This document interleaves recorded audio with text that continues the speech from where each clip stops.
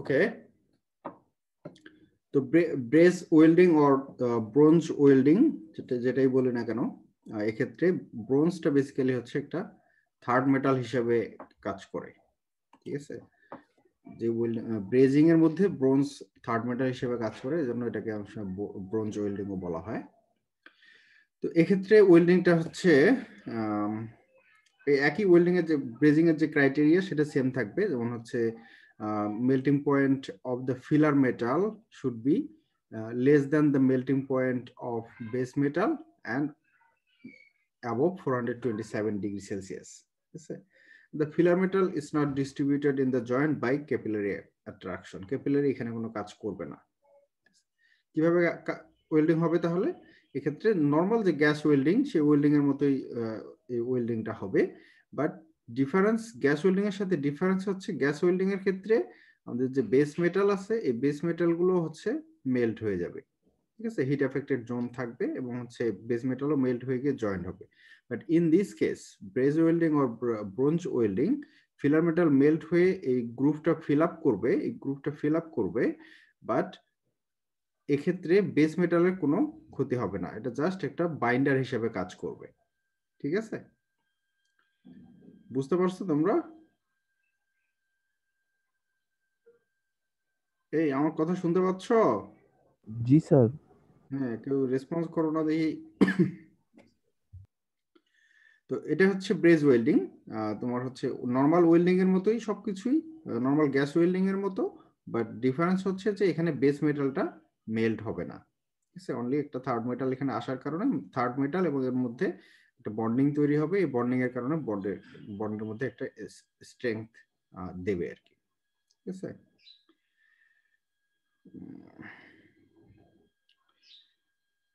Difference from ব্রেজিং এর সাথে এটা ডিফারেন্স, সেটা হচ্ছে যে ক্লোজলি ফিটেড সারফেসের দরকার হয় ব্রেজিং এর জন্য, বাট ব্রোঞ্জ ওয়েল্ডিং এর ক্ষেত্রে নর্মাল যে ওয়েল্ডিং যেভাবে হয় ঠিক একইভাবে হয়, একই জিনিস, তোমরা খুব সহজে ওয়ার্কআউট করতে পারবা যে ডিফারেন্সগুলো কিরকম। ঠিক আছে, and the filler alloy is fed to one or a few points in the assembly drawn to the rest of the joint by capillary action, whereas in braze welding, but filler alloy is deposited directly at a point where it is desired. Normal welding যেটা almost similar, but filler মেটালটা just ওই গ্রুপটাকে fill up করে। ঠিক আছে, আর ব্রেজিং এর ক্ষেত্রে যেটা হয়, ফিলার মেটাল একটা জায়গায় ইন্ট্রোডিউস করা হয়, সেটা হচ্ছে ক্যাপিলারি অ্যাকশনের মাধ্যমে পুরো জয়েন্টের মধ্যে ডিস্ট্রিবিউট হয়ে যায়, সেটাই এখানে বোঝানো হয়েছে। The profile of the brazed joint is smooth, whereas the brazed weld joint shows ripple characteristics of the moving heat source. That means সারফেসের মধ্যে ব্রেজিং এর ক্ষেত্রে যদি একটা পাইপের সাথে আরেকটা পাইপ জয়েন করা হয়, একটা পাইপের সাথে যদি আরেকটা পাইপ এভাবে জয়েন করা হয়,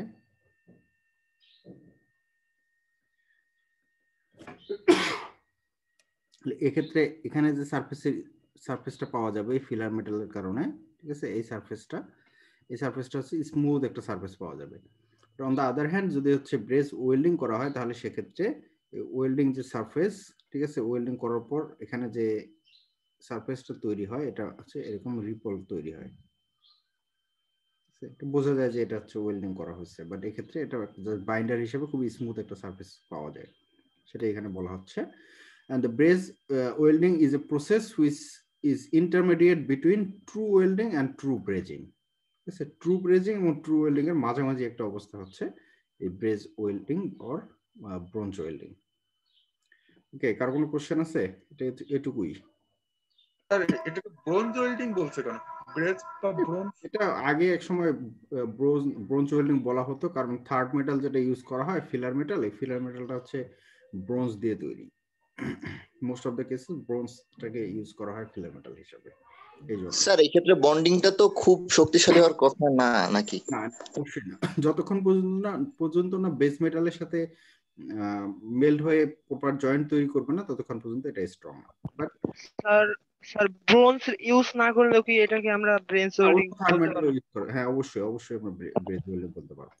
এটা যে ব্রোঞ্জই হতে হবে তা না, মোস্ট ওয়াইডলি ব্রোঞ্জ ইউজ হয়, এই কারণেই হচ্ছে এটাকে ব্রোঞ্জ ওয়েল্ডিং বলা হয়। সোল্ডারিং ব্রেজিং এর থেকে ডিফারেন্স হচ্ছে যে melting point of filler metal is less than 427 degree Celsius and all other things are the same as brazing. Brazing এ যেভাবে করা হয় এক্ষেত্রে সেই একইভাবে সোল্ডারিং করা হয়, বাট পার্থক্য হচ্ছে যে ফিলার মেটাল গুলো ডিফারেন্ট। ঠিক আছে? The various method used for brazing is also used for soldering. That means heating method যেগুলো আছে, different method গুলো সেগুলো একইভাবে সোল্ডারিং এর ক্ষেত্রেও ইউজ হয়। সোল্ডারিংটা করা হয় কিভাবে? সোল্ডারিং করার জন্য আমরা সোল্ডার আয়রন যেটা ইউজ করা হয়, আর একটা থাকে হচ্ছে সোল্ডার, অর্থাৎ এটা হচ্ছে থার্ড মেটাল। এই সোল্ডারটা হচ্ছে থার্ড মেটাল। আর এক্ষেত্রে আমরা যেটা দেখানো হচ্ছে যে একটা এলইডির যে লেগ গুলো আছে সেই লেগ গুলো হচ্ছে কিভাবে একটা সার্কিট বোর্ডের সাথে অ্যাটাচ করতে হয় এটা দেখানো হচ্ছে।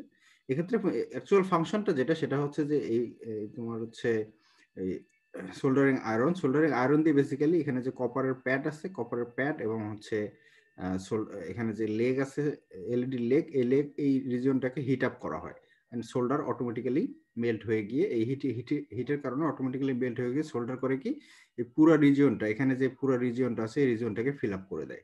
দুই সাইডে যে গ্যাপ আছে এই গ্যাপটাকে ফিল আপ করে দেয় এই সোল্ডার দিয়ে। এভাবে হচ্ছে সোল্ডারিং করা হয়। এটা যে শুধুমাত্র তোমার এই সোল্ডার আয়রন দিয়ে হিট আপ করতে হবে, কোন গ্যাপটা ফিল আপ করবে স্যার আবার একটু মনে করো এখানে সার্কিট বোর্ডের মধ্য দিয়ে এই ইয়েটা গেছে না, লেগটা, স্যার এটা একটা হলো সিলিন্ড্রিক্যাল একটা হোল আছে তাই না এখানে? জি জি জি এক্সকিউজ মি, এই হলো যে আছে এখানকার মধ্য দিয়ে তো লেগটা গেছে তাই না? জি স্যার। তাহলে এর মধ্যে ক্লিয়ারেন্স আছে না, খুব ন্যারো গ্যাপ আছে না? জি স্যার। যখন এখানে হচ্ছে ফিলার মেটালটা মেল্ট হয়ে ফেলানো হবে, এই ফিলার মেটালটা তখন করবে কি ক্যাপিলারি অ্যাকশনের মাধ্যমে নিচের দিকে কিন্তু ফ্লো করবে। ঠিক আছে? এটাই বোঝানো হচ্ছে যে হচ্ছে সিমিলার টু ব্রেজিং, অনলি ডিফারেন্স হচ্ছে যে সোল্ডার যেটা হচ্ছে থার্ড মেটাল সেটা হচ্ছে ডিফারেন্ট, আর হিটিং মেথড কিন্তু অলমোস্ট দুটার ক্ষেত্রেই সেম। ঠিক আছে? হিটিং মেথড এখানে যে শুধুমাত্র সোল্ডার আয়রন দিয়ে হিট করতে হবে সোল্ডারিং করার জন্য তা কিন্তু না। ঠিক আছে? এটা তুমি হচ্ছে চাইলে তোমার এয়ার হিটার দিয়েও ইউজ করতে, এয়ার গান দিয়েও ইউজ করতে পারো, হট গান যেগুলো বলে হট এয়ার গান সেগুলো দিয়েও হিট করতে পারো। ঠিক আছে? যদি সাফিসিয়েন্ট টেম্পারেচার ইউজ করতে হবে যাতে সোল্ডারটা মেল্ট করে। যে কোনো ধরনের হিটিং মেথড যেগুলো হচ্ছে ব্রেজিং এ ইউজ করা হয় এখানে সোল্ডারিং এর ক্ষেত্রে একই ধরনের হিটিং মেথড ইউজ করা যাবে। এক্ষেত্রে যে সোল্ডারিং অ্যালয় গুলো আছে সেই অ্যালয় গুলো বোর্ডের কাজটা কি স্যার? সার্কিট বোর্ডের কাজটা কি? এই তোমার মাথা ফাটাই দেবো। কে বলছো এটা? তোমার নাম কি? মাহমুদুল হাসান। মাহমুদুল্লাহ, তোমার পিটানো দরকার পড়ে। তুমি এতদিন পরে এসে যদি জিজ্ঞেস করো সার্কিট বোর্ডের কাজ কি, তাহলে তো তোমাকে আসলেই পিটানো দরকার। এবার অ্যানসার কে দিবা? একজন দিয়ে দাও। স্যার ইলেকট্রিসিটির পাস করার কাজটা করে মূলত সার্কিট বোর্ড ইলেকট্রিসিটি পাস করার কাজটা করে। স্যার ভেরিয়াস ইলেকট্রনিক ডিভাইসে ব্যবহার হয়, নট অনলি পাস বাট মানে কন্ট্রোল করে। সার্কিট বোর্ডটা হচ্ছে এমন একটা বোর্ড যেটার মধ্যে ইলেকট্রিক ডায়াগ্রামটা ড্র করা থাকে। এখন তো ওকে ঝাড়ি দিয়ে তো আমার লাভ হইলো না, আলটিমেটলি তোমরাও তো জানো না দেখি। হ্যাঁ, মোবাইল খুলে দেখো নাই কখনো? মোবাইল মানে আমরা জানি কিন্তু ওইভাবে আর কি বর্ণনা করা যায় না স্যার ব্যাপারটা। সার্কিট বোর্ড ভাষায় বলতে পারি না স্যার, একটা ইলেকট্রিক্যাল কানেকশন ইলেকট্রনিক ডিভাইসে স্যার ইউজ হয়। ইলেকট্রনিক ডিভাইস খুলে স্যার আমরা যে ওয়্যার ইউজ করি, ওয়্যার ইউজ না করে ওইটা কি করা হয় সার্কিট বর্তনীটা যে বোর্ডের উপর রাখা হয়। এখন সবার মানে ইয়া কি বলবো এটাকে বাংলায় হলো জবান খুলে গেল নাকি? তখন তো কেউ বলতে পারতেছিল না, বলা যাচ্ছিল না আর কি, বুঝতেছিলাম বাট বলতে পারতেছি না। ইলেকট্রিক্যাল কম্পোনেন্টস গুলো যে এই হেজিটেশনটা থাকা যাবে না। ঠিক আছে? যখন এই হেজিটেশনটা থাকবে না তখনই সাকসেসফুল হবে। ঠিক আছে? আচ্ছা, আমরা যে ওয়্যার ইউজ করি সেটা তো ঝামেলার, এই কারণে। হ্যাঁ, এক্স্যাক্টলি। তুমি মনে করো এই পয়েন্টে একটা তোমার এলইডি আছে আর তোমার কানেকশন হচ্ছে এই পয়েন্টে, পজিটিভ আর নেগেটিভ। ঠিক আছে? ভোল্টেজ তুমি অ্যাপ্লাই করতেছো এই পয়েন্টে, এই দুটো পয়েন্টে, আর এখানে তোমার হচ্ছে এলইডি আছে। তুমি এখান থেকে এই কানেকশনটা কিভাবে দিবা? এটা দেওয়ার জন্য আইদার তোমাকে ওয়্যার ইউজ করতে হবে, তাই না? ওয়্যার ইউজ করাটা ঝামেলার। যেটা করা হয়, এই বোর্ডগুলো এক ধরনের পলিমার বোর্ড, এই বোর্ডের মধ্যে এরকম কপার ওয়্যার প্রিন্ট করে দেওয়া থাকে।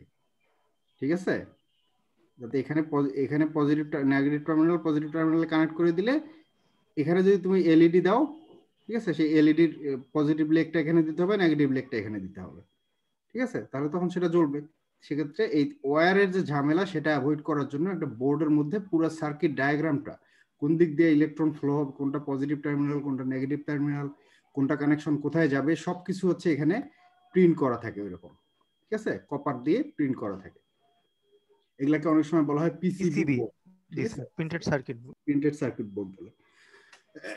এখন বুঝতে পারছো? জি স্যার। ওকে, সবাই বোঝো কি জিনিসটা, কিন্তু হচ্ছে এক্সপ্রেস করাটাই হচ্ছে মেইন, তাই না?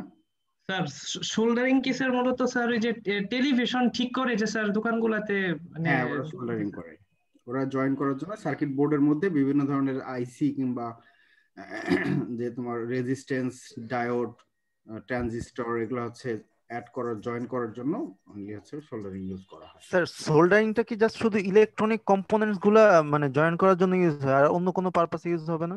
মোস্টলি ইলেকট্রনিক কম্পোনেন্ট গুলো জয়েন করার ক্ষেত্রে ইউজ হয়, যেমন হচ্ছে এরকম এই সার্কিট বোর্ডটা দেখতে পাচ্ছ, এটা একটা সার্কিট বোর্ড, ঠিক আছে, কপার পাত দিয়ে এখানে আছে, এটার প্রিন্টিংটা কিন্তু ভিতরের দিকে আছে, ঠিক আছে, প্রিন্টিংটা হচ্ছে একটা লেয়ার হিসাবে আছে, বুঝতে পারছো? উপরের সারফেস থেকে এটা বোঝা যাবে না, ভিতরে লেয়ার হিসাবে প্রিন্টিং করা আছে, বিভিন্ন পয়েন্টগুলো বিভিন্ন পয়েন্টের সাথে কানেক্ট করা আছে, ঠিক আছে। স্যার এখানে তাতাল ব্যবহার করেন, তাতালটা কেন ব্যবহার করা হয়? হ্যাঁ স্যার তাতাল নামে একটা জিনিস ব্যবহার করে, ওইটা কি কাজে ব্যবহার করা হয়? এইটাই তো হচ্ছে সেটা, এটাই তো হচ্ছে সোল্ডার রড, সোল্ডার আয়রন যেটাকে বলে। রডটা স্যার আরেকটা কিসের সাথে যে মাঝে মাঝে ছয় দেখি, মানে আলাদা একটা জায়গায় এটা হচ্ছে ফিলার রড সেটা, আর তাতাল যেটা সেটা হচ্ছে সোল্ডার আয়রন, ঠিক আছে। স্যার রজনের কথা বলতেছে স্যার। আর রজনটা হচ্ছে আমরা যে করেছিলাম না, ফ্লাক্স ইউজ করা হয় যাতে হচ্ছে ওয়েটিং করার জন্য, সারফেসটাকে ওয়েট করার জন্য, যাতে প্রপার বন্ডিং হয়, ইমপিউরিটি যদি থাকে সেটা রিমুভ হয়, রজনের কাজটা হচ্ছে সেটা। স্যার রজন কি বিদ্যুৎ পরিবহন করে? এটা তো মনে হয় না, করে রজন না। বিদ্যুৎ পরিবহনের সাথে কোনো সম্পর্কযুক্ত না। রজনের কাজ হচ্ছে এটাকে ক্লিয়ার করা, মানে স্পেসটাকে ক্লিন করা। স্যার তাহলে এখানে ইলেকট্রিক সাপ্লাই বাধা হওয়ার সম্ভাবনা আছে না? না, যখন ওটা তো রজন যেটা, সেটা তো এখানে রজন যেটা ইউজ করে সেটা সম্ভবত উপরের দিকে এসে জমা হয়। তোমার হচ্ছে ক্যাপিলারি অ্যাকশন যে জায়গাটাতে কানেকশন অ্যাকচুয়ালি এস্টাবলিশ করবে সেই জায়গায় সে থাকে না। এটা হচ্ছে তোমার এই ফিলার রড যেটা ইউজ করা হয়, এই রডের ক্যাপিলারি অ্যাকশন বেশি হওয়ার কারণে এই রজন যেটা অ্যাপ্লাই করা হয় সেটা আলটিমেটলি বাইরে বের হয়ে আসে। আর ওটা ভ্যাপর হয়ে তো মাঝে মাঝে উড়ে যায়, অনেক সময় ভ্যাপার হয়ে উড়ে যায়, দেখবে না, একটা ধোঁয়ার মতো বের হয়, ঠিক আছে, বেশি হাই টেম্পারেচার হলে অনেক সময় ধোঁয়া হয়ে উড়ে যায়।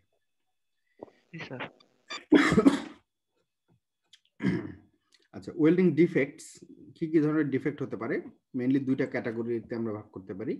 ডিউ টু ফল্টি টেকনিক, মানে অপারেটরের ফল্টের কারণে হতে পারে, আবার হচ্ছে fundamental difficulty in welding, welding করার জন্য ফান্ডামেন্টাল কিছু জিনিস তুমি অ্যাভয়েড করতে পারবে না, সেটার কারণে কিছু ডিফেক্ট তৈরি হতে পারে। এক নম্বর হচ্ছে ডিউ টু ফল্টি টেকনিকস, আমরা ফল্টি টেকনিকের কারণে কি কি ইয়ে হতে পারে? ইনসাফিসিয়েন্ট ফিউশন, ঠিক আছে, caused by insufficient heat and too fast travel of the torch or electrode. Electrode যদি অপারেটর খুব তাড়াতাড়ি মুভ করে তাহলে দেখা যায় যে ইনসাফিসিয়েন্ট ফিউশন হয়, তো যে পরিমাণে বেস মেটাল মেল্ট করার কথা ছিল ওই ফিলার মেটালের সাথে জয়েন হওয়ার জন্য, সেই পরিমাণ বেস মেটাল মেল্ট হয় না, যার কারণে বন্ডের স্ট্রেংথে ডিফিসিয়েন্সি দেখা দেয়। দুই নম্বর হচ্ছে slag inclusion, caused by contamination of weld metal by atmosphere, ঠিক আছে, অ্যাটমসফিয়ারের সাথে কন্টামিনেশন হওয়ার কারণে যেটা হয় সেটা হচ্ছে slag inclusion. Usually occurs for multi layer welding, বলেছিলাম না যে অনেক থিক প্লেটকে ওয়েল্ডিং করার জন্য মাল্টি পাস করতে হয়, একবার ওয়েল্ড করে যেতে হয়, তারপর আবার ওটার উপর দিয়ে আবার ওয়েল্ড করতে হয়, ঠিক আছে। এই ধরনের কেসে দেখা যায় যে যদি প্রপারলি সারফেসটা ক্লিন না করে, কারণ সারফেসের মধ্যে হচ্ছে স্লাগ জমা হয়ে থাকে, সারফেসটা যদি প্রপারলি ক্লিন করা না হয় তাহলে সেক্ষেত্রে এই স্লাগটা ওখানে রয়ে যায়, ঠিক আছে, which acts as an impurity and a defect, welding defect, and if there is any failure in the welding, that will start from the slag inclusion.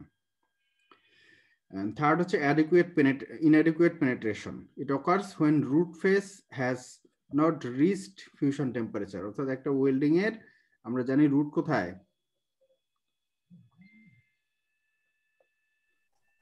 এটাকে রুট বলি না আমরা, অর্থাৎ এই ওয়েল্ডিং করার জন্য পুরো অংশটা যদি হচ্ছে তোমার রুট ফেস পর্যন্ত যদি এফেক্টেড না হয়, মোল্টেন না হয়, তাহলে সেক্ষেত্রে সেটাকে অ্যাডুকুয়েট পেনিট্রেশন আমরা বলতে পারবো না।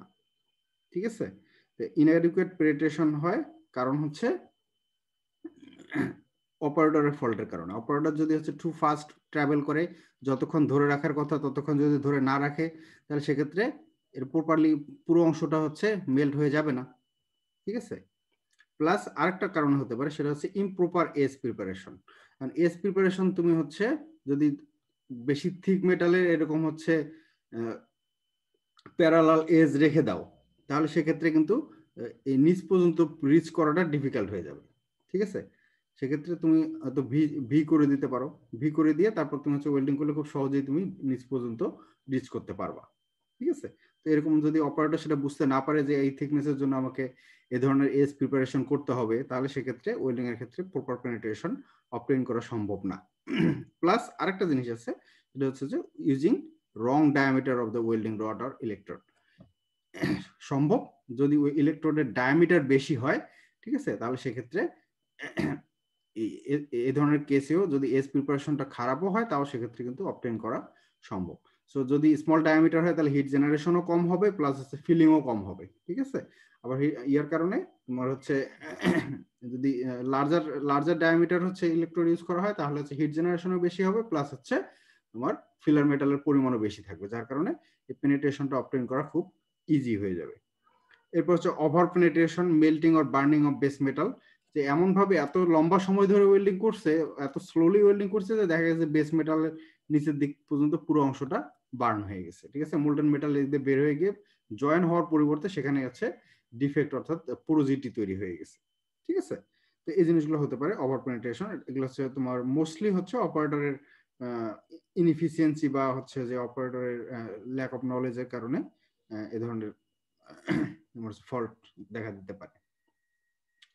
2 নম্বর কেস হচ্ছে যে due to difficulty in welding. Welding করার সময় কিছু ডিফিকাল্টি থাকে, যার কারণে এইগুলা কিছু ডিফেক্ট তুমি খুব সহজেই অ্যাভয়েড করতে পারবে না। তার মধ্যে 1 নম্বর হচ্ছে পোরোজিটি। পোরোজিটি হচ্ছে যে যখন হচ্ছে ইন্টারাপ্টমেন্ট অফ গ্যাস আর এক্সেসিভ ওয়েল্ডিং হিট, হিট যদি খুব বেশি হয়ে যায়, তখন হচ্ছে মোল্টেন মেটালটা হচ্ছে তোমার কি বলে ওটাকে, ফুটন্ত পানি যেমন আর কি। ঠিক আছে, এটাকে কি বলে ইংলিশে? Boiling water. বয়লিং মানে মেটালটা তখন যদি বয়লিং স্টেজে চলে যায়, তখন দেখা যায় যে এই ওয়েল্ডিং জোনের মধ্যে গ্যাস ইন্টারাপ্ট হয়ে যায়। ঠিক আছে, গ্যাস ইন্টারাপ্ট হয়ে যাওয়া মানে ওই জায়গাটা হচ্ছে একটা ডিফেক্ট হিসেবে কাজ করবে। স্প্যাটার তো তোমাদেরকে কয়েকবার বোঝানো হয়েছে যে আর্কগুলোর কারণে দেখা যায় যে মোল্টেন মেটাল যদি চারিদিকে ছড়ায় যায়, স্প্রিঙ্কল করে, তাহলে সেক্ষেত্রে স্প্যাটার হতে পারে। Cracking may cause due to incorrect technique. Filler metal having different contraction than base metal. Filler metal যদি slightly different হয়, ঠিক আছে, সেক্ষেত্রে কিন্তু ওয়েল্ডিং করা সম্ভব। বাট দেখা যায় যে অনেক সময় খুব বেশি যদি ডিফার করে, তাহলে সেক্ষেত্রে 1 নম্বর হতে পারে যে হ্যাভিং ডিফারেন্ট কন্ট্রাকশন। বেস মেটালের যে কন্ট্রাকশন রেট অর্থাৎ শ্রিঙ্কেজ রেট, সেটা হচ্ছে যদি ফিলার মেটালের শ্রিঙ্কেজ রেট কম হয়, তাহলে সেক্ষেত্রে এক ধরনের তোমার স্ট্রেস মিসম্যাচ হয়ে যাবে। ফিলার মেটাল এবং হচ্ছে বেস মেটালের মধ্যে স্ট্রেস মিসম্যাচ হবে, যার কারণে ক্র্যাকিংটা ডেভেলপ করতে পারে। এই জন্য অলওয়েজ রিকমেন্ড করা হয় যে to avoid the cracking you need to use similar type of filler metal for welding the similar material. ঠিক আছে, what cracking may occur due to sulphur content. Sulphur content যদি কোনো মেটালের সাথে থাকে, তাহলে সেক্ষেত্রে সেটা হচ্ছে লেটস সে আয়রন সালফাইড। ঠিক আছে, একটা কম্পাউন্ড তৈরি করে। এই কম্পাউন্ডটা হচ্ছে এর যে মেল্টিং পয়েন্ট টেম্পারেচার, আয়রনের মেল্টিং পয়েন্ট টেম্পারেচার এবং সালফারের মেল্টিং পয়েন্ট টেম্পারেচারের চেয়ে কম হয়।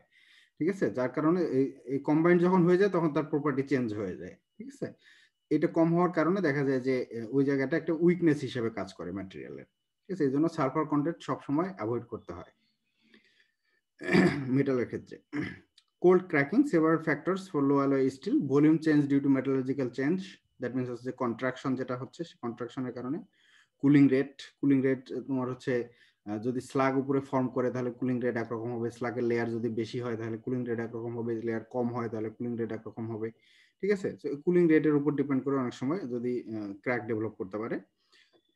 এরপরে হাইড্রোজেন যদি থাকে, hydrogen produces water and which causes rusting on the surface, ঠিক আছে। সারফেসের মধ্যে হাইড্রোজেন যদি থাকে তাহলে সেক্ষেত্রে ওয়াটার প্রডিউস করে, সেই ওয়াটার মলিকুল আবার হচ্ছে মেটালের সাথে রিঅ্যাক্ট করে মেটাল অক্সাইড ফর্ম করে রাস্ট ক্রিয়েট করে, ঠিক আছে। আমার সারফেসের মধ্যে এক্সট্রা ম্যাটেরিয়াল চলে আসে যেগুলোকে পরবর্তীতে রিমুভ করার প্রয়োজন পড়তে পারে।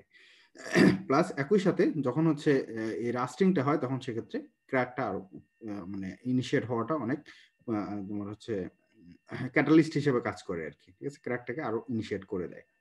এগুলো হচ্ছে কোল্ড অবস্থায় যাওয়ার পর এই জিনিসগুলো দেখা দেয়, ঠিক আছে। এই ধরনের ক্র্যাকিং দেখা দিতে পারে। স্যার ভিসিনিটি ওইটা স্যার কাছাকাছি, ইন দ্য ভিসিনিটি মানে কাছাকাছি। স্যার হট ক্র্যাকিংটা আবার একটু বলবেন স্যার? কোনটা হট ক্র্যাকিং? হট ক্র্যাকিংটা হচ্ছে তোমার এই সালফার কন্টেন্ট থাকার কারণে আয়রন সালফাইড তৈরি হয়। এই আয়রন সালফাইডের মেল্টিং পয়েন্ট টেম্পারেচার অনেক কম হয়, যার কারণে হাই টেম্পারেচারে যখন পারফর্ম করতে যায় মেটাল, ওই ওয়েল্ডিং জয়েন্টটা হাই টেম্পারেচারে পারফর্ম করতে পারে না। এটা হচ্ছে এক্সকিউজ মি, তো হচ্ছে হাই টেম্পারেচারে যখন মেটালটা মানে সার্ভিস দিবে তখন দেখা যায় যে ওই লোকেশনটা আয়রন সালফাইড মেল্ট হয়ে যায়। মেল্ট হয়ে যাওয়ার কারণে যখন আয়রন সালফাইড মেল্ট হয়ে যাবে তখন ওই লোকেশনটা একটা ক্র্যাক হিসেবে কাজ করবে।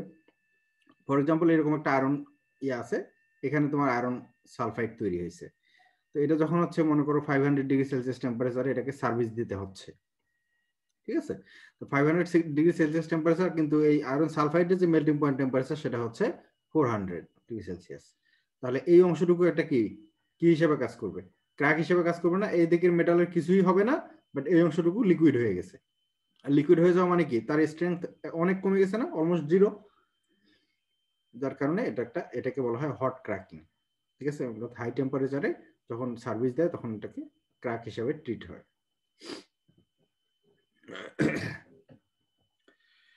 ওকে, আর কার কোনো কোশ্চেন আছে?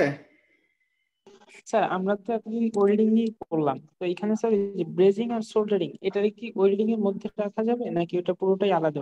এটা অ্যালাইড প্রসেস বলে, এটা ওয়েল্ডিং এর মধ্যেই, বাট হচ্ছে এগুলো ওয়েল্ডিং এন্ড অ্যালাইড প্রসেস। তো এগুলো হচ্ছে সবগুলোই হচ্ছে মেটাল জয়েনিং প্রসেস। আর স্যার ওই ওয়েল্ডিং করে যখন জয়েন করব দুটো মেটাল, তো জয়েনের যে পয়েন্টটা, এই পয়েন্টটা কি অন্যান্য পয়েন্টের মতোই মজবুত হয় নাকি কিছুটা ফল্ট থেকে যায়? এটা ডিপেন্ড করে। তুমি যদি এখন ব্রেজিং করো কিংবা ব্রেজ ওয়েল্ডিং করো তাহলে সেক্ষেত্রে তো জয়েন্টের স্ট্রেংথ অনেক কম হবে কম্পেয়ার টু বেস মেটাল, ঠিক আছে। আবার তুমি যদি হচ্ছে শিল্ডেড মেটাল আর্ক ওয়েল্ডিং করো তাহলে সেক্ষেত্রে জয়েন্টের strength will be higher than the base metal. আবার ডিপেন্ড করে যে either hardness, are you talking about hardness or you are talking about ductility, ঠিক আছে। তাহলে এটা এক্ষেত্রে আবার ডিফারেন্ট সিনারিও আসবে, ঠিক আছে। চাইলে আমরা কম বেশি দুটোই করতে পারবো বেস মেটালের চেয়ে। হ্যাঁ, এটা হচ্ছে কম বেশি করা সম্ভব। হ্যাঁ, কে হ্যান্ড রেজ করছিল? স্যার আর একটা প্রশ্ন আছে। হ্যাঁ বলো। Sir, for single pass welding, post-weld heat treatment is desirable to refine the weld metal structure. এটা refine the weld metal structure বলতে কি বুঝাচ্ছে স্যার? ওয়েল্ড মেটাল স্ট্রাকচার, আমরা ওয়েল্ড জোন মেটালার্জি মনে আছে? জি স্যার। ওয়েল্ড জোন মেটালার্জিতে কি দেখেছিলাম যে এরকম টাইপের দেখছি না, এরকম টাইপের। আর এখানে কলামগুলো কলামলার গ্রেন তৈরি হয় না? জি স্যার, কলামলার গ্রেন তৈরি হয়। বেস মেটালের মধ্যে এরকম গ্রেন থাকে। তো ইউনিফর্ম প্রপার্টি অবটেইন করার জন্য বেস মেটালের যে প্রপার্টি সেরকম প্রপার্টি অবটেইন করার জন্য পরবর্তীতে যখন তুমি এখানে হিট ট্রিটমেন্ট করবা, হিট ট্রিটমেন্ট করলে যেটা হবে সেটা হচ্ছে যে এই গ্রেনগুলো আবার রিফর্ম করবে, করে অলমোস্ট সিমিলার টাইপের গ্রেন তৈরি করবে। পুরো স্ট্রাকচারের মধ্যে সিমিলার টাইপের গ্রেন তৈরি হয়, বুঝতে পারছো? এটাকে বলছে যে পোস্ট ওয়েল্ডিং হিট ট্রিটমেন্ট। ওকে, আরেকটা হ্যান্ড রেজ করছিল।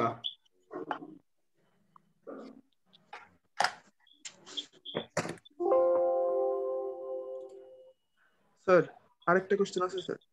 বলো। Sir, in the case of single phase material, random grain growth takes place within the melt boundary and thus strength is reduced. এটা স্যার বুঝতে পারিনি। কোথায় পাইছো তুমি এটা? স্যার আরকে জেনের বইতে প্রথম দিকে। আরেকবার বলো। In the case of single phase material, random grain growth takes place within the melt boundary and thus strength is reduced. এটা হচ্ছে তোমার একটু অ্যাডভান্স টপিক আর কি, মেটালার্জির টপিক, ঠিক আছে? তো তারপর একটু ধারণা দেই। সেটা হচ্ছে যে যখন single face material, that means একটা পিওর মেটাল, আয়রন হচ্ছে যদি পিওর মেটাল হয় তাহলে এটা হচ্ছে সিঙ্গেল ফেস ম্যাটেরিয়াল বলতে পারি, কিন্তু it's not like actually single face, but what ever. যখন হচ্ছে যে একটা ওয়েল্ডিং জোনের মধ্যে তোমার লিকুইড থেকে সলিডিফিকেশন শুরু হয়, আয়রনের সলিডিফিকেশন যখন শুরু হয় লিকুইড থেকে, আয়রন প্রথমে হচ্ছে অস্টেনাইট তৈরি করে, ঠিক আছে? সবগুলো হচ্ছে অস্টেনাইটের গ্রেইন তৈরি হয়, তারপর সেটা আস্তে আস্তে অস্টেনাইটের গ্রেইন যখন তৈরি হয়, এই অস্টেনাইটের গ্রেইনগুলো পরবর্তীতে আবার মডিফাই হয়ে গিয়ে কার্বাইড তৈরি করে, ঠিক আছে? অস্টেনাইটের সাইজ কমে গিয়ে আবার সেখানে কার্বাইড তৈরি হয়, ঠিক আছে? এভাবে বিভিন্ন ধরনের স্ট্রাকচারাল ইভলিউশন হয় ডিউরিং কুলিং হওয়ার সময়। এই ধরনের স্ট্রাকচারাল ইভলিউশন হয়ে ফাইনালি দেখা যায় যে এখানে ফেরাইট আর হচ্ছে সিমেন্টাইট, এই দুইটা স্ট্রাকচার ফাইনালি রিটেইন করে। এছাড়াও আছে আরেকটা ফেস আসে, সেটা হচ্ছে তোমার বলে পারলাইট, ঠিক আছে? এই তিন ধরনের ফেস অ্যাকচুয়ালি দেখা যায় ফাইনালি কুলড স্টেজে চলে আসার সময়। তো ওখানে যেটা বোঝানো হয়েছে যে যখন হচ্ছে সলিডিফিকেশন শুরু হয়, সলিডিফিকেশনটা র্যান্ডমলি বিভিন্ন জায়গায় শুরু হয়, ঠিক আছে? এই র্যান্ডমলি বিভিন্ন জায়গায় শুরু হয় এবং তারপরে সেটা আস্তে আস্তে প্রোপাগেট করে একটা আরেকটার সাথে কানেক্টেড হয়ে যায়। এই গ্রেনগুলো বাড়তে থাকে এবং তারপর আস্তে আস্তে একটা আরেকটার সাথে কানেক্টেড অবস্থায় হয়। তো এই যে সিচুয়েশনটা, এটা বিভিন্ন পয়েন্টে স্টার্ট করে, যার কারণে হচ্ছে তুমি যেটা বললে, কি বললে জানো, যে র্যান্ডম পজিশনে যদি হচ্ছে ইয়ে হয় তাহলে কি হবে? Sir grain growth take place হবে আর মেল্ট বাউন্ডারিতে গ্রেন গ্রোথ হবে আর হচ্ছে স্ট্রেথ রিডিউস হবে। হ্যাঁ, গ্রেন বাউন্ডারিতে যে ইয়েগুলো তৈরি হবে সে খুব র্যান্ডমলি তৈরি হবে এবং হচ্ছে খুবই স্মল গ্রেন তৈরি হয়, যার কারণে স্ট্রেংথের মধ্যে একটা ডিফারেন্স ক্রিয়েট করে, ঠিক আছে? যেহেতু এখান থেকে হিট রিলিজ হয় খুব সহজেই, ভিতরে চাইতে বাইরে থেকে হিট রিলিজ খুব সহজেই হয়ে যায়, যার কারণে এখানে খুব র্যাপিডলি এই গ্রেনগুলো গ্রোথ করে, যার কারণে গ্রেনগুলো তখন হচ্ছে স্মলার গ্রেন দেখা যায়। স্যার আরেকটা প্রবলেম আছে স্যার। হ্যাঁ বলো। Sir, as the weld pool contracts on cooling, the plates resist it, setting up tensile stress in the weld, which is balanced by the compressive stress in the parent metal. This residual stress may result in cracking of a brittle material. Yes, of course. তো এখানে ওই একটু আগে cold cracking আমরা যেটা বললাম না, জি sir, welding ডিফেক্টে এই কোল্ড ক্র্যাকিংটা অ্যাকচুয়ালি এখানে ইন্ডিকেট করানো হয়েছে। Sir residual stress, compressive stress আর টেনসাইল স্ট্রেস, এই তিনটার সাথে কি সম্পর্ক বুঝতে পারছি না স্যার। কি স্ট্রেস বললা? Sir, setting up tensile stress in the weld, which is balanced by the compressive stress in the parent metal.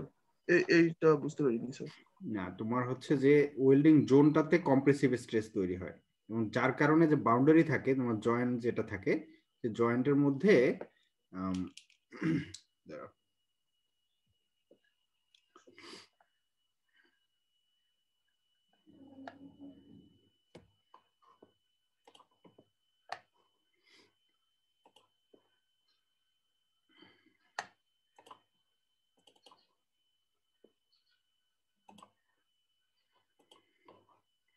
আচ্ছা, যে ওয়েল্ডিং এর কারণে যে হচ্ছে তোমার লেটস সে আমাদের কাছে এরকম একটা ইয়ে আছে, এখানে হচ্ছে ওয়েল্ডিং করা হয়েছে, ঠিক আছে? এটা হচ্ছে ওয়েল্ডিং জোন।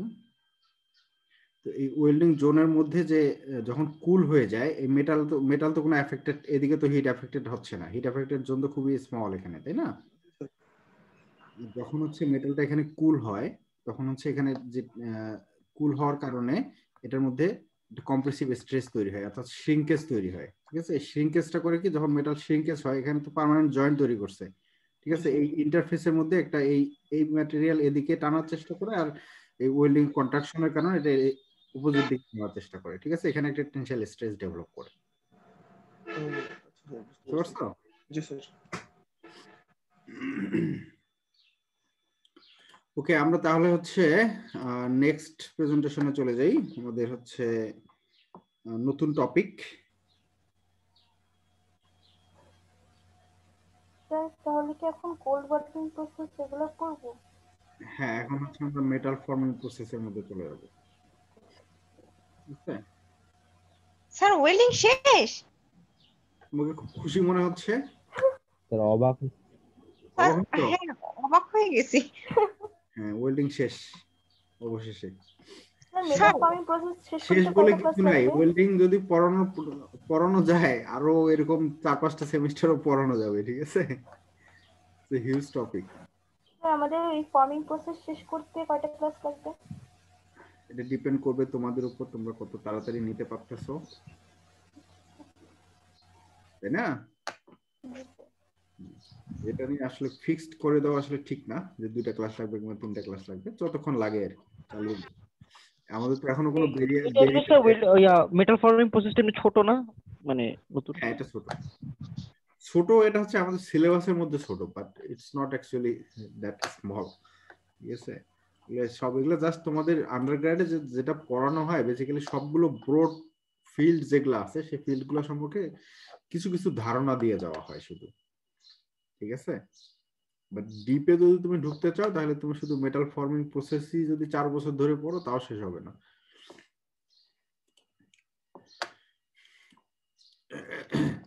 আচ্ছা স্যার, হ্যাঁ বলো।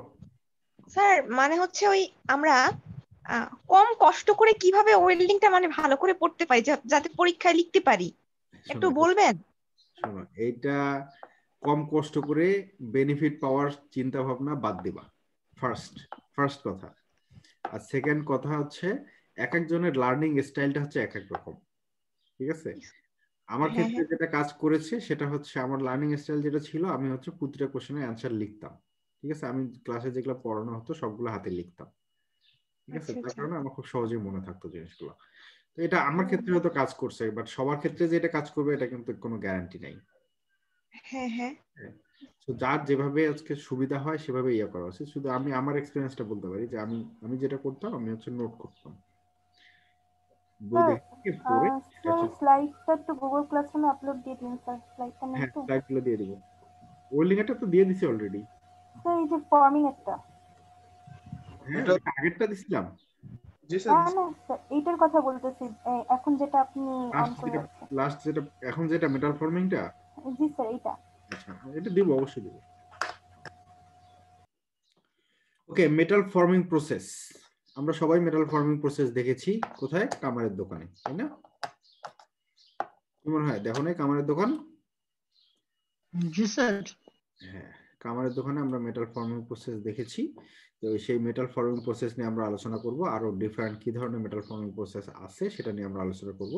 এটা আর কিছুই না, টু শেপ দ্য মেটালকে ডিফারেন্ট শেপ দেওয়া কিংবা হচ্ছে এটার সাইজ রিডিউস করা, এগুলাই হচ্ছে মেটাল ফর্মিং প্রসেস। বাট এই শেপ দেওয়াটা কিন্তু মেশিনিং করে না, মেটাল রিমুভ করে না, আবার কাস্টিং করেও না, আবার গ্রাইন্ডিং করেও না, ঠিক আছে? With the application of mechanical means, ওকে?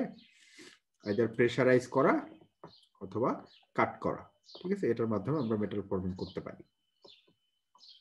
তো মেটাল ওয়ার্কিং এর ক্ষেত্রে আমরা বিভিন্ন ধরনের পার্ট তৈরি করতে পারি, লার্জ স্কেল পার্ট থেকে শুরু করে স্মল স্কেল সব ধরনের পার্টসই তৈরি করা সম্ভব মেটাল ফর্মিং প্রসেসের মাধ্যমে। আর এক্ষেত্রে large ship, bridge, precision engine part থেকে শুরু করে জুয়েলারি পর্যন্ত এই মেটাল ফর্মিং প্রসেসের মাধ্যমে তৈরি করা সম্ভব। ওকে, তো পারপাস কি? পারপাস তো একটা অলরেডি বললাম যে হচ্ছে সাইজ রিডাকশন প্লাস হচ্ছে ডিজায়ার্ড শেপ প্রোভাইড করারই হচ্ছে one of the major purpose of the metal forming process. And the second one is to improve the mechanical properties. Sometimes you need to improve the mechanical properties which can be achieved by metal forming. কিভাবে ঘটে এই mechanical properties এর improvement? সেটা হচ্ছে এক নম্বর হচ্ছে refinement of grain structure, যে grain structure থেকে ম্যাটেরিয়ালের মধ্যে সেটাকে রিফাইন করা হয়। 2 নম্বর হচ্ছে direction on control of the flow line, অর্থাৎ ম্যাটেরিয়ালকে এমন ভাবে মানে ম্যাটেরিয়ালের যে স্ট্রেংথের ডিরেকশন সেটা হচ্ছে চেঞ্জ করে দেওয়া যায়, ঠিক আছে? এই ফ্লো লাইন সেটাকে আমরা বলি যে direction on control of the flow line obtain করা যায়। আর হচ্ছে breakup and distribution of the unavoidable inclusions. অনেক সময় ম্যাটেরিয়ালের মধ্যে কিছু ইম্পিউরিটিস থেকে যায়, সেই ইম্পিউরিটিস গুলা যখন হচ্ছে আমরা এই মেটাল ফর্মিং প্রসেসের মধ্যে দিয়ে যাবে তখন ইম্পিউরিটিস গুলো এক জায়গায় অ্যাকুমুলেট না থেকে সেটাকে ডিস্ট্রিবিউট হয়ে যাবে, ঠিক আছে? যার কারণে তার ইফেক্টটা খুব কমে যাবে কম্পেয়ার টু যদি এক জায়গাতে থাকে। বুঝতে পারছো? এই দুইটা হচ্ছে মেইন পারপাস মেটাল ফর্মিং প্রসেসের। হ্যাঁ স্যার এই মেটাল ফর্মিং প্রসেসটা দিয়ে আসলে কি করব? হ্যাঁ, আমরা মানে কিভাবে কি কি করব সেটা আমরা একটু পরেই দেখবো। এটা জাস্ট উদ্দেশ্যটা বললাম যে মানে মেজর সেন্সে আমরা আমি এখানে উদ্দেশ্যটা বলেছি শুধু। ওকে,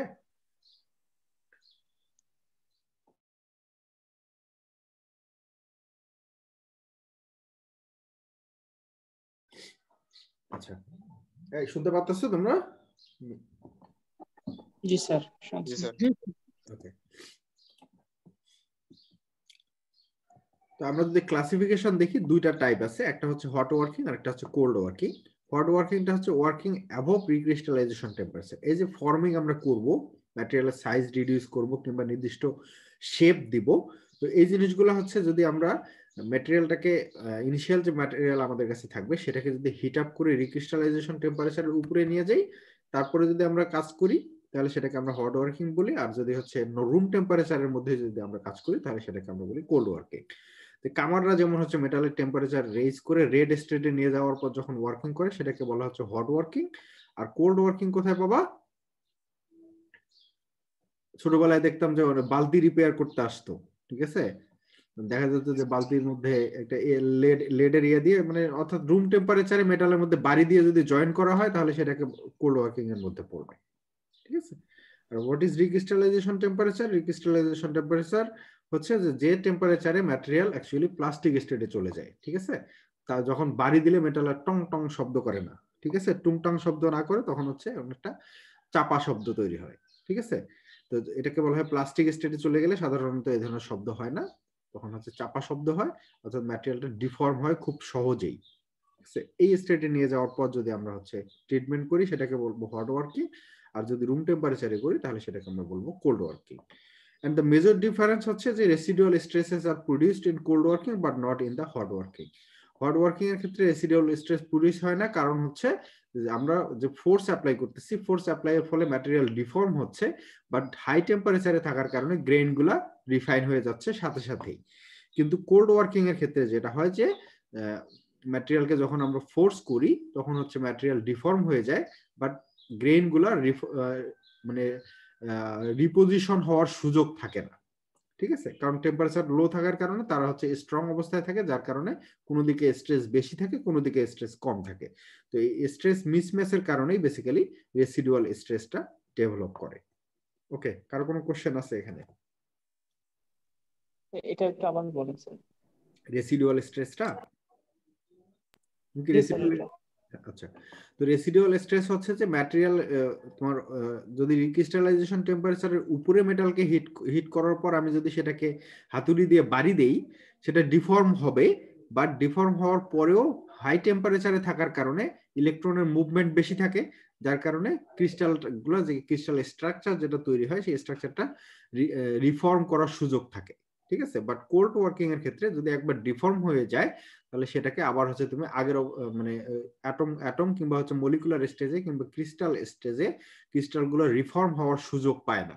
যখন এই সুযোগটা না পায় তখন হচ্ছে কোনো দিকে স্ট্রেস বেশি হয় কোনো দিকে স্ট্রেস কম হয়, ঠিক আছে, যার কারণে এই স্ট্রেস মিসম্যাচের কারণে রেসিডুয়াল স্ট্রেসটা ডেভেলপ হয়। বুঝতে পেরেছো? জি sir. Advantages: refinement of grain, grain refinement হয়। 2 নাম্বার হচ্ছে গ্রেইন রিফাইনমেন্ট মানে মেটালজিক্যাল গ্রেইনের যে ডিস্ট্রিবিউশন ইন্টারনালি, যদি মাইক্রোস্কোপে আমরা দেখি প্রতিটা ম্যাটেরিয়ালকে অনেকটা হচ্ছে তোমার কোন মাসে খরা দেখা দেয় বাংলাদেশে? চৈত্র মাসে। চৈত্র মাসে মাঠের দিকে মাঠে গেলে দেখতে পাবা মাঠ ফেটে যায় না? ফেটে গেলে যেরকম দেখায় অনেকটা সেরকম টাইপের স্ট্রাকচার অ্যাকচুয়ালি ম্যাটেরিয়ালের ইন্টারনালি থাকে, ঠিক আছে, এরকম টাইপের স্ট্রাকচার থাকে। তো এই স্ট্রাকচারটা অনেক সময় দেখা যায় কিছু কিছু ক্ষেত্রে কোনো দিকে বড় গ্রেইন আছে, কোথাও ছোট ছোট ছোট গ্রেইন আছে, আবার কোথাও বড় গ্রেইন আছে, আবার ছোট ছোট আছে, এরকম ইরেগুলার থাকতে পারে, depends on the manufacturing process, ঠিক আছে। তো এইটাকে যখন হচ্ছে যদি এরকম অবস্থায় থাকে, র্যান্ডম অবস্থায়, কোনো দিকে ছোট কোনো দিকে বড়, কোনোখানে একেবারে খুবই ক্ষুদ্র, ঠিক আছে, যদি এরকম থাকে তাহলে দেখা যায় যে ইউনিফর্ম ম্যাটেরিয়াল প্রপার্টি পাওয়া যায় না, ঠিক আছে। তো এই গ্রেইন গুলোকে রিফাইন করে যদি আমরা ইউনিফর্মলি এরকম আনতে পারি, ঠিক আছে, অলমোস্ট সিমিলার টাইপের গ্রেইন নিয়ে আসতে পারি, তাহলে সেক্ষেত্রে বেটার প্রপার্টি অবটেইন করা যায়। ঠিক আছে, এই রিফাইনমেন্টটা হচ্ছে হট ওয়ার্কিং প্রসেসের মাধ্যমে খুব সহজেই অবটেইন করা যায়। 2 নম্বর হচ্ছে পোরোজিটি। যদি স্টিলের মধ্যে কোনো কারণে ভিতরে স্টিলের একটা স্ট্রাকচারের মধ্যে কোনো কারণে ভিতরে একটা পোর থাকে, ঠিক আছে, এই পোরটাকে তখন হচ্ছে যখন হচ্ছে এটাকে হ্যামার দিয়ে বাড়ি দেওয়া হবে কিংবা হচ্ছে ফর্মিং প্রসেসের মধ্য দিয়ে যাবে, ঠিক আছে, তখন এই পোরটা অ্যাকচুয়ালি ইলিমিনেট হয়ে যায়, আইদার ডিস্ট্রিবিউটেড হয়ে যাবে বিভিন্ন জায়গায় or it will be eliminated, অর্থাৎ এটা সারফেস দিয়ে পোরটা বের হয়ে যাবে অ্যাকচুয়ালি। 3 নম্বর হচ্ছে great latitude in shape and size of form is possible due to reduction of elastic limit. যেহেতু হচ্ছে ম্যাটেরিয়ালটাকে খুব সহজেই ডিফর্ম করা যাচ্ছে, ইলাস্টিক লিমিটটা খুবই কম হয়ে আসতেছে, যার কারণে এটাকে যে কোনো ধরনের শেপ দেওয়া পসিবল হয়, ঠিক আছে, যেটা হচ্ছে কোল্ড ওয়ার্কিং এর ক্ষেত্রে হুইচ ইজ ভেরি ডিফিকাল্ট। এরপর ইউনিফর্মিটি ইজ এস্টাবলিশড। যদি কোনো ইম্পিউরিটি থাকে এই ফোর্জিং এর কারণে কিংবা হচ্ছে মেটাল ওয়ার্কিং এর কারণে ইম্পিউরিটি গুলো ডিস্ট্রিবিউট হয়ে যায় ম্যাটেরিয়ালের মধ্যে, যার কারণে ইফেক্টটা কম, মানে ইম্পিউরিটির যে ইফেক্ট সেটা কমে যায়। মেকানিক্যাল প্রপার্টি ইমপ্রুভ করে গ্রেন রিফাইনমেন্টের কারণে মোস্টলি হয়। পাওয়ার রিকোয়ার্ড ইজ লেস, যেহেতু হচ্ছে ম্যাটেরিয়ালের এলাস্টিসিটি কম থাকে এবং হচ্ছে খুব সহজেই ডিফর্মেবল, যার কারণে এটাকে ডিফর্ম করতে কম পাওয়ার লাগে। তারপর র্যাপিড অ্যান্ড ইকোনমিক্যাল প্রসেস, খুব তাড়াতাড়ি হয় এবং হচ্ছে ইকোনমিক্যালি করা সম্ভব কোল্ড ওয়ার্কিং এর তুলনায়, যদি আমরা তুলনা করি কোল্ড ওয়ার্কিং এর সাথে। অবশ্যই লিমিটেশন আছে, সেটা হচ্ছে অক্সিডেশন। হাই টেম্পারেচারে নিলে সারফেসের ম্যাটেরিয়াল গুলো অক্সিডাইজ হয়ে যায়, ঠিক আছে, সারফেস ফিনিশটা ভালো আসে না। 2 নম্বর হচ্ছে ক্লোজ টলারেন্স, অর্থাৎ যদি 0.01 মিলিমিটার টলারেন্সের যদি কোনো ডাইমেনশন দরকার হয়, লেন্থ উইথ ডায়ামিটার দরকার হয়, তাহলে সেক্ষেত্রে সেটা অবটেইন করা difficult due to this oxidation of the surface. Tooling and handling cost is high because high temperature operate করতে গেলে টুলকেও সেই ধরনের টুল হতে হবে যাতে হচ্ছে এটা হাই টেম্পারেচার সাস্টেইন করতে পারে, ঠিক আছে, তো যার কারণে হ্যান্ডলিং কস্টটাও অনেক বেড়ে যায়। লাইফ অফ দ্য টুল কমে যায়, ডেফিনেটলি কমে যাবে না, হাই টেম্পারেচারে যেহেতু সার্ভিস দিতে হচ্ছে, life of the tool will decrease. এরপর হচ্ছে হট ওয়ার্কিং প্রসেসে কয়েকটা প্রসেস আছে, আমরা এই কয়েকটা প্রসেসই দেবো। এগুলোর মধ্যে আবার সাব প্রসেস আছে, যেমন রোলিং এর কিছু ভাগ আছে, ফোর্জিং এর ভাগ আছে, এক্সট্রুশনের ভাগ আছে, পায়ার্সিং এর ভাগ নাই, ড্রয়িং এর ভাগ আছে, আবার স্পিনিং এর ভাগ নাই, ঠিক আছে, সাব ক্যাটাগরি আছে আর কি। তো ওগুলো সহ আমরা ডিটেইলস আলোচনা করব। তো আমি আজকে আর শুরু করতে চাচ্ছি না, আজকে এই পর্যন্তই রাখবো। নেক্সট ক্লাসে আমরা হচ্ছে হট রোলিং থেকে শুরু করে আমরা হচ্ছে চেষ্টা করব যতদূর যাওয়া যায়। ওকে,